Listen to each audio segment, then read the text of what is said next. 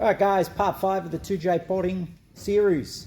Now we've match ported the roof and floor, so I'll show you some photos through, and then we've removed the manifold, so now we can actually get into blending that window down into the port and start measuring as we go to keep the cross-sectional area consistent to what we're targeting. So the throat, I want the minimal cross-sectional area, so the port will slowly expand to the window, then expand up into the plenum. So we have a very long inertial length in these 2Js, and that's how I will obviously want to optimize that to keep that velocity gradient obviously as stable as possible and make as much horsepower per PSI as possible, and that's the goal here. The better we see that horsepower per PSI, the more we know that natural VE mechanism is actually working for us, not against us. And this is the other thing we've seen many times. We put a cylinder head on the flow bench, we get really good numbers, put it on the engine,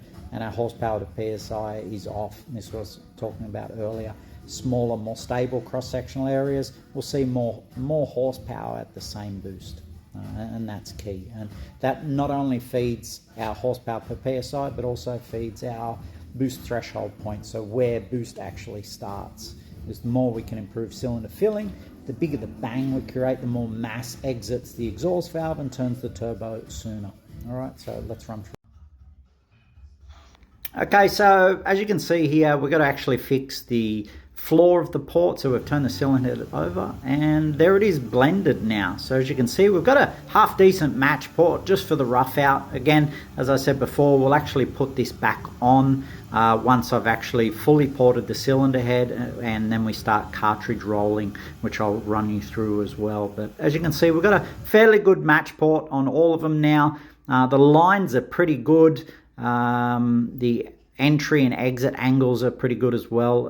It actually come up not too bad at all, fairly straightforward, but I've got a fair bit of work to do on that divider and the floor hump before the divider, so we're going to put some bigger radiuses in there and shape the floor a little better.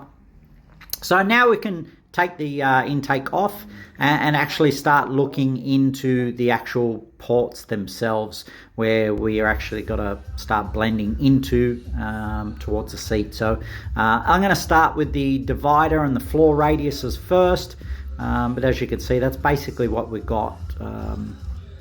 And obviously here is going to be important to keep measuring and make sure we're staying on target as far as size goes. That's the most important.